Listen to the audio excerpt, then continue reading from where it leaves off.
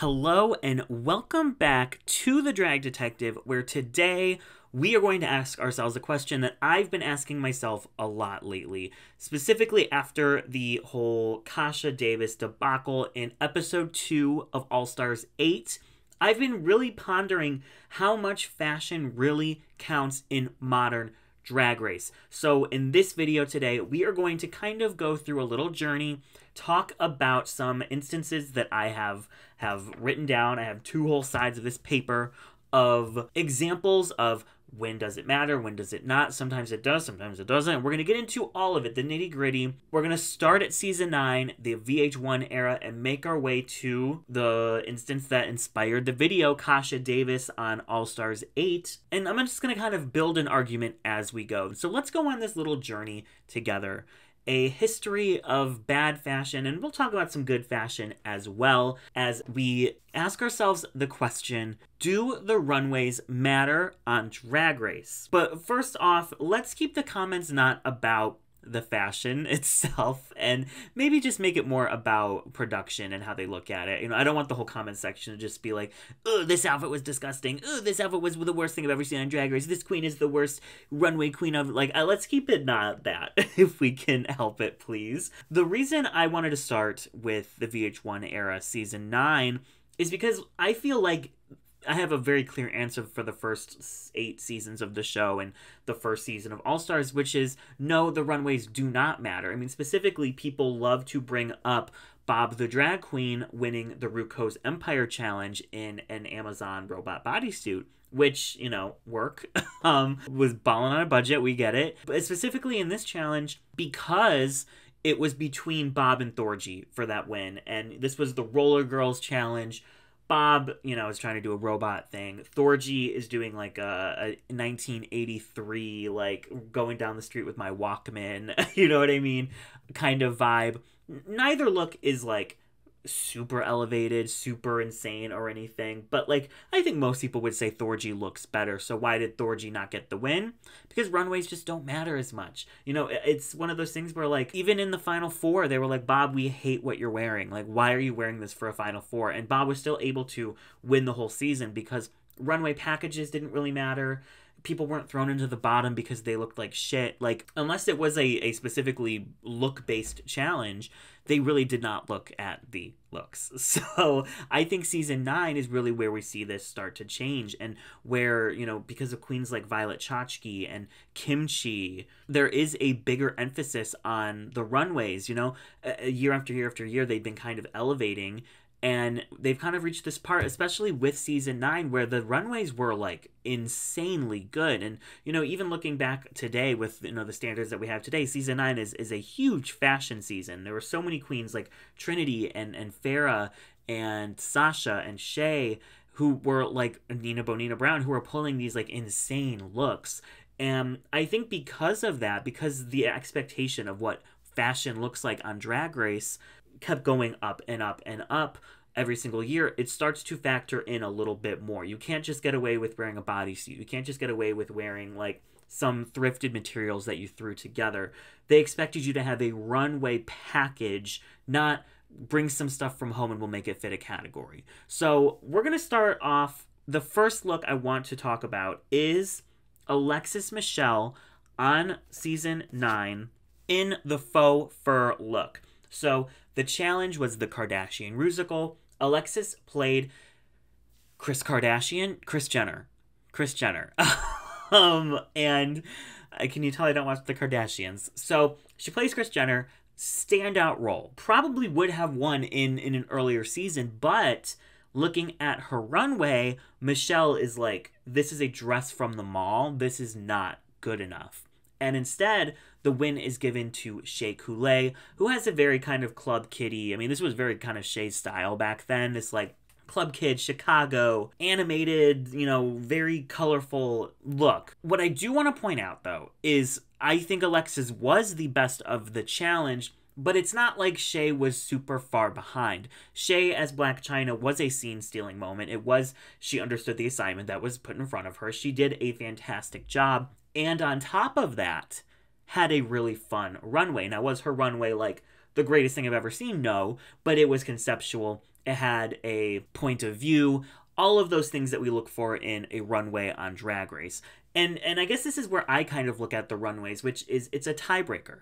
It's not going to win you the challenge. It's not going to lose you the challenge unless you are neck and neck with someone else. The same for the bottom. If there's a bottom three and they all pretty much equally sucked, then the runway should break that tie. Now here, I think Alexis probably still should have won, I guess. But I don't think it was like rigged that Shea won, because Shea did great in the challenge and on the runway. And it's not like Alexis's look was something that was like, you know, I'm trying to think of like a Elliot with two T's flamingo look, or even like, you know, Kasha Davis on All Stars 8, the Net Gala. It's not like there was effort put into this and it was like a very, very big extravagant garment that just doesn't work. It really was just very pedestrian. So there wasn't like a ton of effort or work that, you know, went into putting together this garment.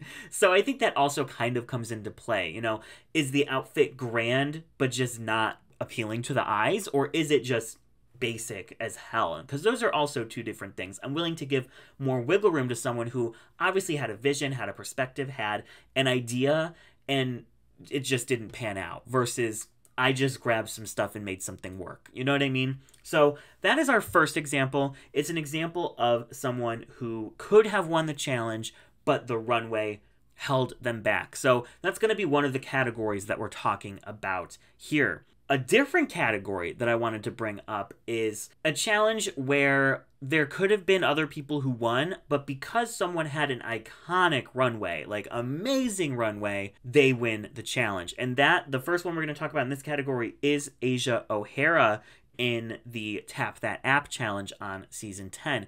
It's the Feathers runway. She's wearing this amazing, campy, hilarious, fun Big Bird look, or no, Tweety Bird? There's a lot of like cartoon birds. I think it's Tweety Bird. You know, this was a challenge where like there was a lot of people who did really well. Cracker did really well. Blair did really well. Eureka, like a lot of people did well in this challenge. But Asia, with her memorable, you know, gross faces in the challenge and this runway paired together, it was like kind of made it undeniable that she was going to win. The runway really just solidified her win.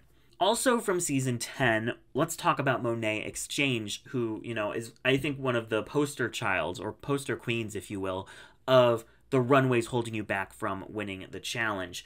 And specifically, 2 episodes, both the Snatch Game and the Cher Rusical. So for the mermaid runway, her look is not...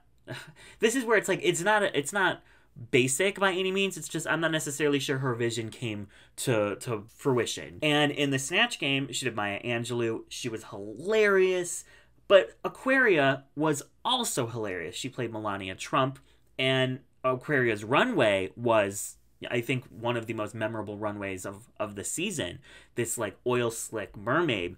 So in that case, I think the runway did hold Monet back, because I think that either of them could have gotten the win and it would have been like, sure, but Aquaria's runway was just so much better. And this kind of happens again in the next episode, because we have the Cher Rusical, where I think Cameron does really well, I think Monet does really well, I think Cracker does really well, but Cameron ends up getting the win with her glitterific runway, whereas Monet's glitterific kind of gets read by the judges. It's just not big enough, it's just not well proportioned enough, and she loses what could have been a win for her again. I'll even argue like she could have won the Breast World if the judges liked her runway a little bit better. So that was kind of Monet's storyline though, and then she comes back on All Stars 4, elevated runways, and, you know, wins the season. So yeah, Monet is definitely kind of, she fits into this category on a couple different occasions. But season 11, we also see this with Vanjie, because she, you know, kind of got the critique throughout the season that she was just wearing a lot of bodysuits and swimsuits, and, you know, she wasn't elevating her style, specifically in the Diva Worship Challenge, which a lot of people think she should have won. Instead, the win went to Nina West.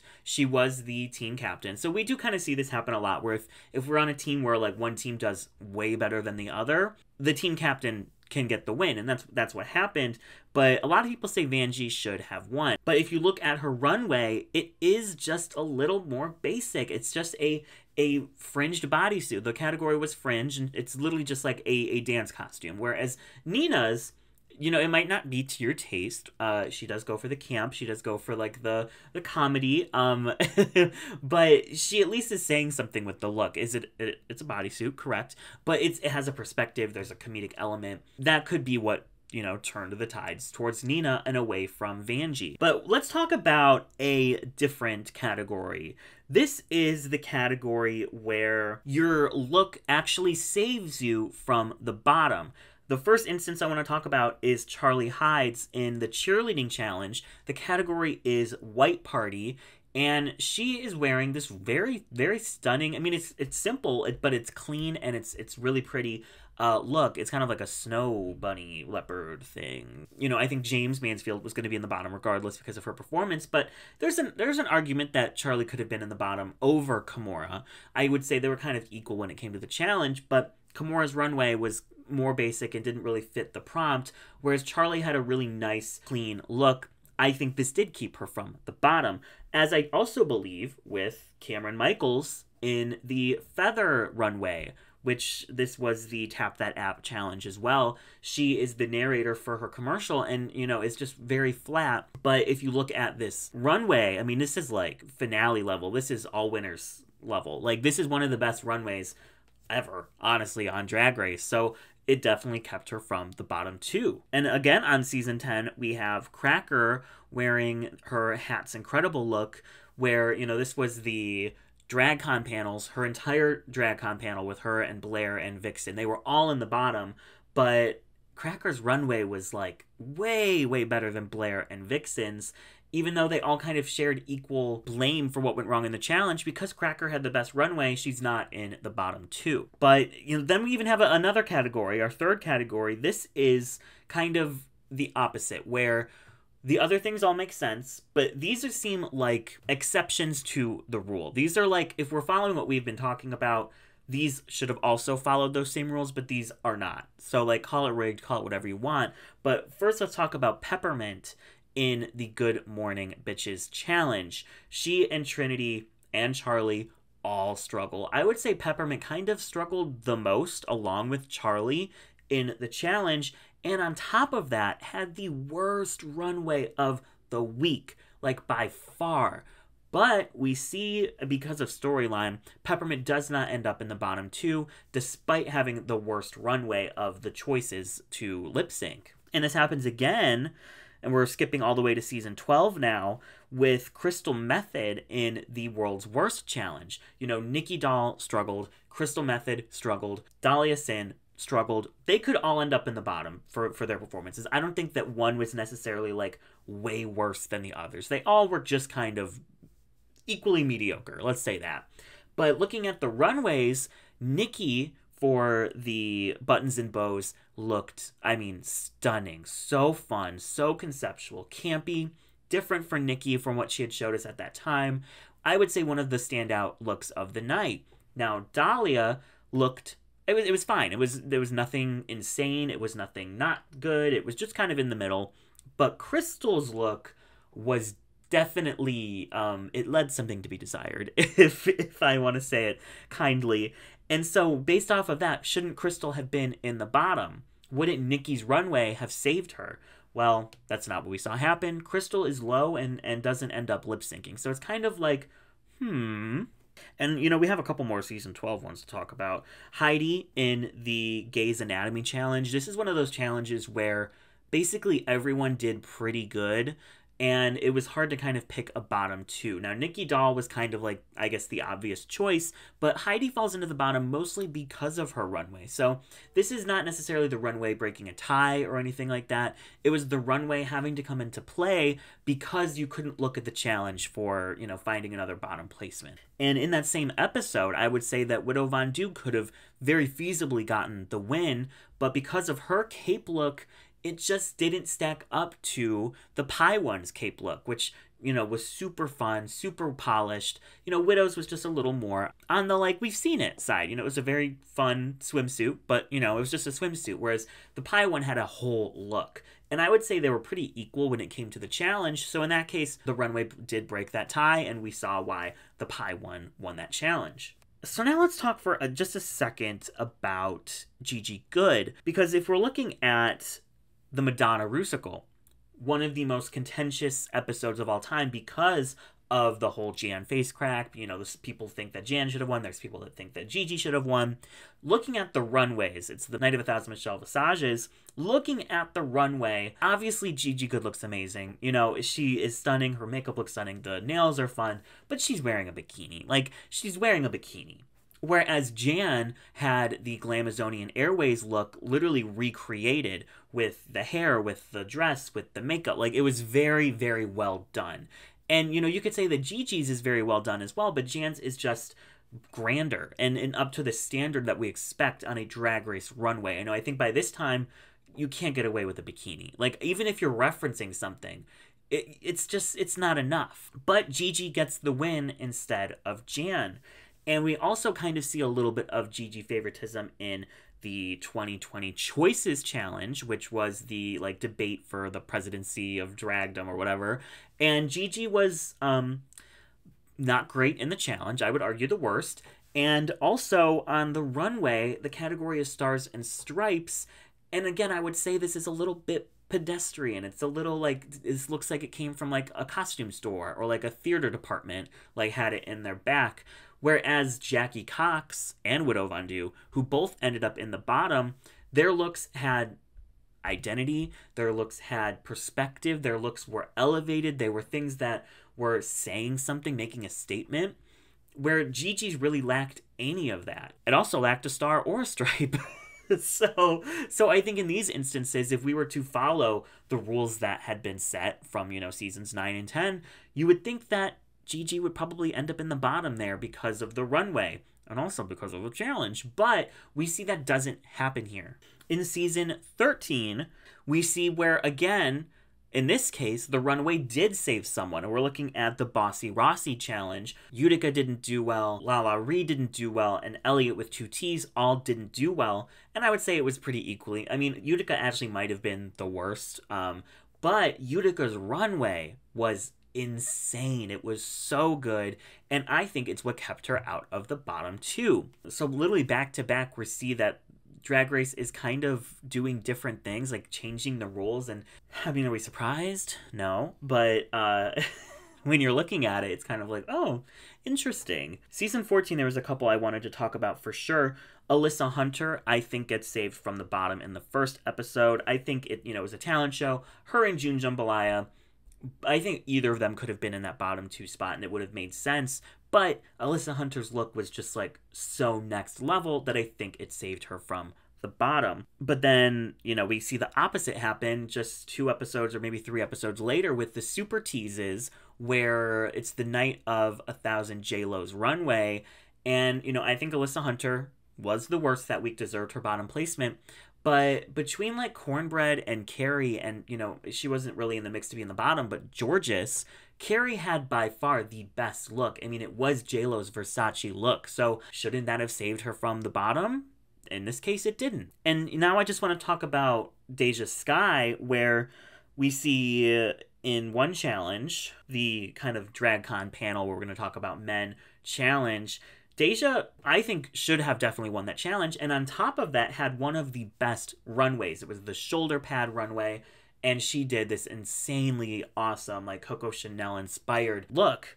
Whereas the actual challenge winner, Bosco, was wearing something we've seen her wear at this point a couple times on the runway. So it just didn't have that impact when she came out. So if those were the top 2, and I don't think, you know, one of them was like insanely better than the other, then should the win not have gone to Deja?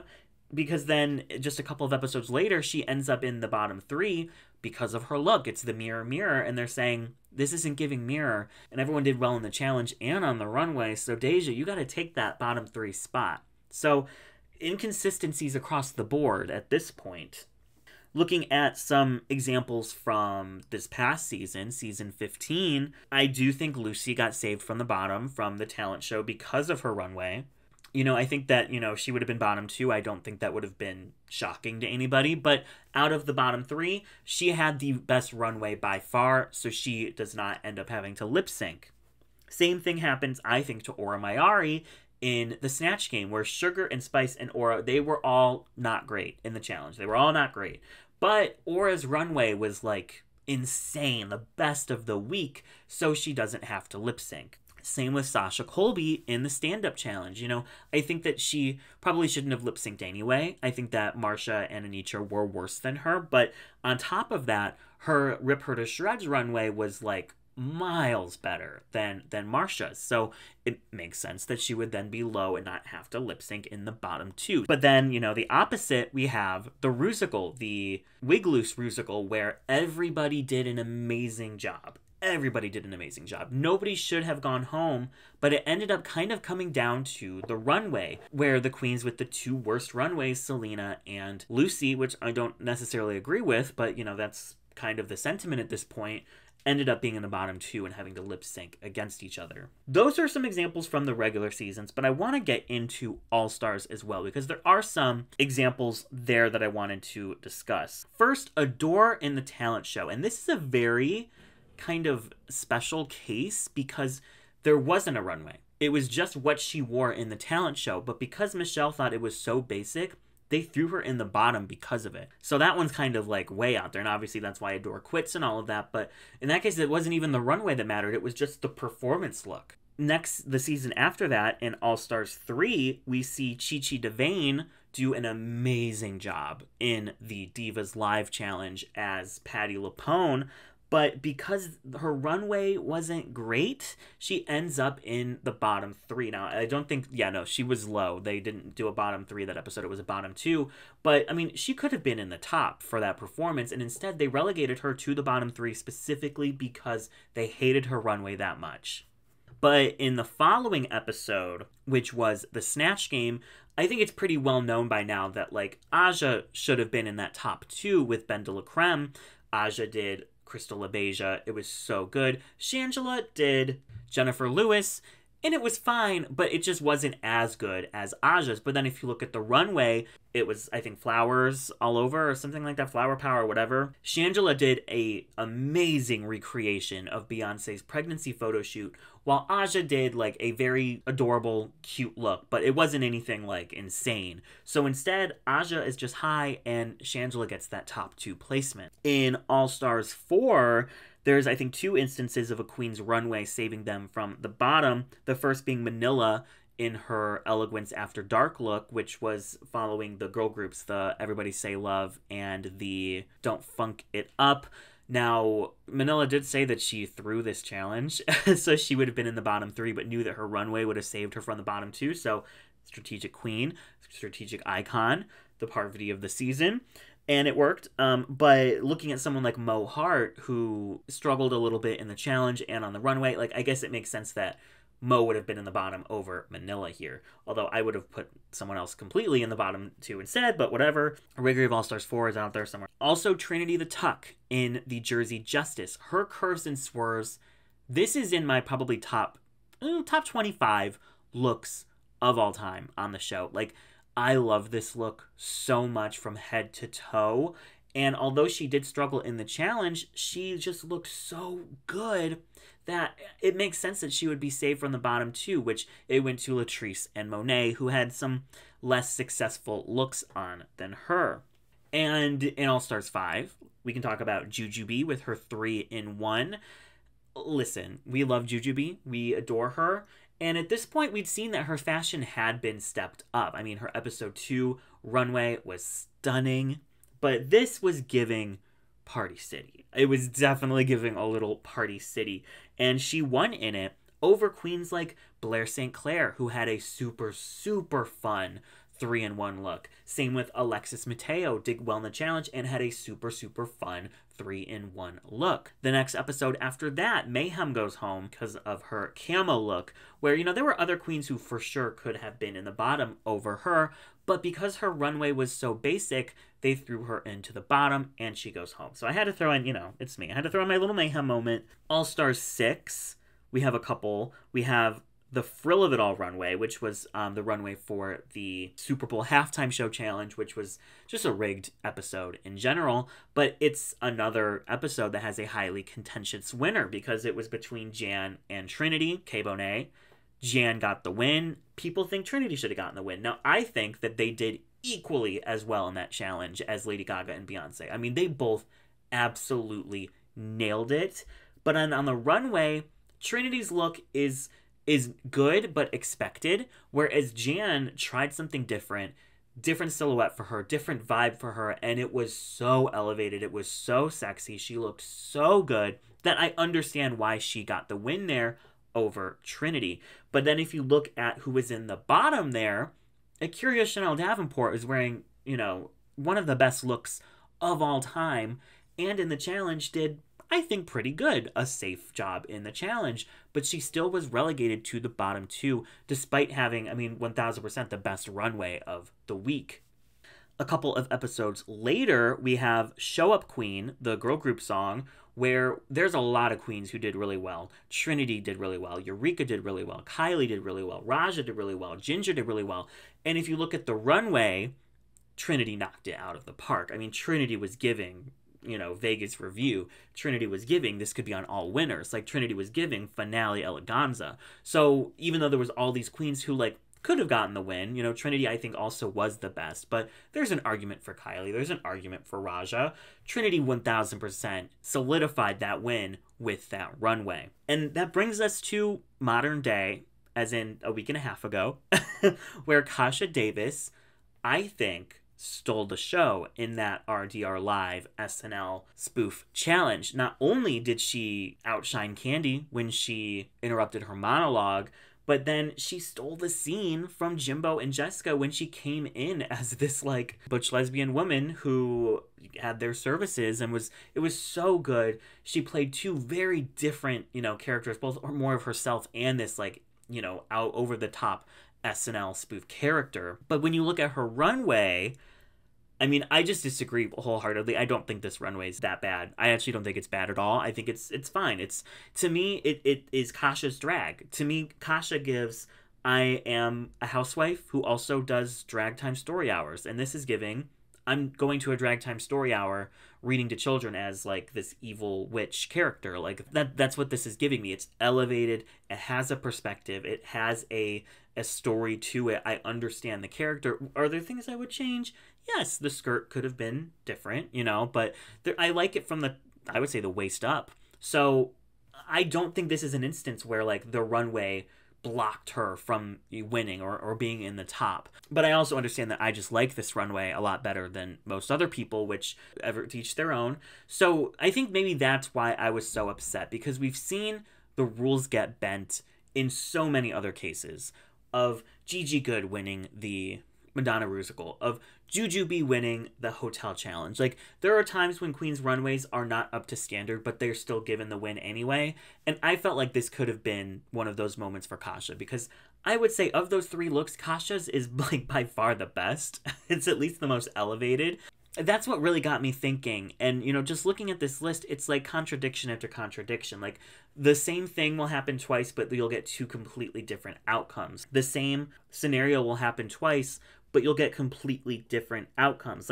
Looking at Peppermint in the Good Morning Bitches challenge, where she very clearly had the worst runway of the challenge, but she wasn't in the bottom two. Same with Crystal Method. Not a great runway at all, but she didn't have to lip sync. But then you look at Carrie Colby in the JLo dress. That should have been what saved her from the bottom. Not that she, I think, deserved the bottom regardless. It was, she was safe that week. But where was that energy then? Where was that energy then? Do you just want to see Carrie Colby have to lip sync in the JLo dress? Because if so, just say it. And I guess they did. If a amazing runway can seal a win like Jan in the halftime show Rusical, then where was Deja Sky's win in the DragCon panels? There's just so many inconsistencies. So the question, do runways matter? The answer is when they want them to.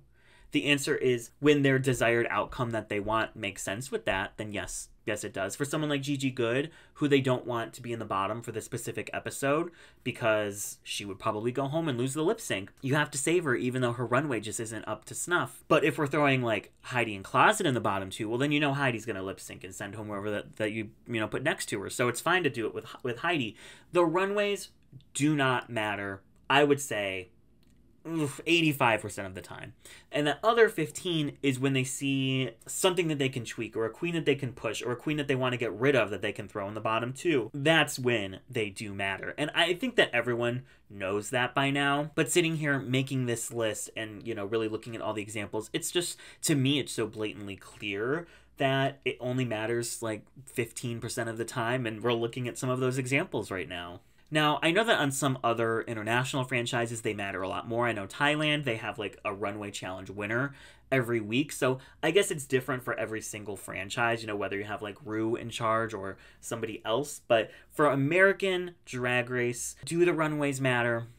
When they want them to. and it's television, and I get it. I get it. It just can sometimes be frustrating when you have a queen like Kasha David, who I think should have won that challenge boots and was safe. And then people just say, well, her runway was not good, so that's why she was safe. And then here I am pointing out all these examples of when the runways didn't matter when other queens won. And, you know, if that energy was there, then, like, I gave you 4 people that should not have won that challenge. So I love Kasha David. I'm devastated she's gone. I wish she would have been in the top or gotten that win for that episode. And I want justice for this runway. Honestly, I want justice for her net gala runway, because it is not that bad. It is on a scale, a grading scale, I'm going to give it a C+. You know what I mean? Like, it's not that bad at all. And was this video just a long-winded way of me saying Kasha David was robbed of a win?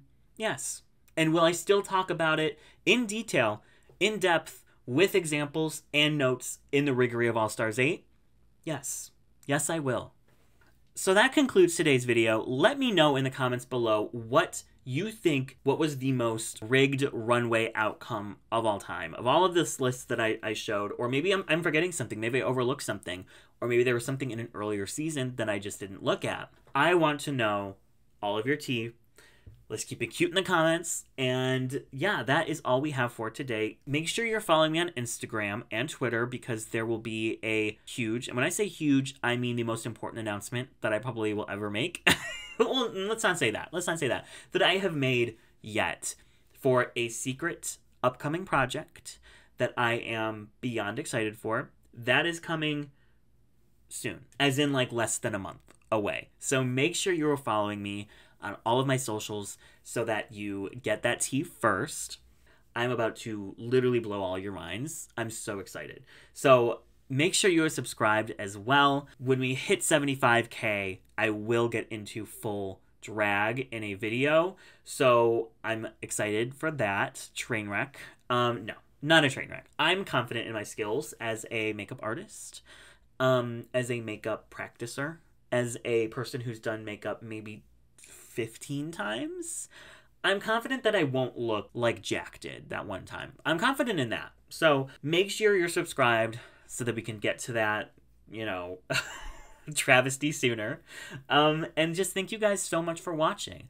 I appreciate you all so much. I hope you're enjoying All Stars 8. Also, check out my podcast, The Rigged Recap, on all streaming platforms now. I will be having my first Ru Girl guest in a couple of episodes, so I'm very excited for that as well. Thank you all for watching, and I will catch you all in the next one.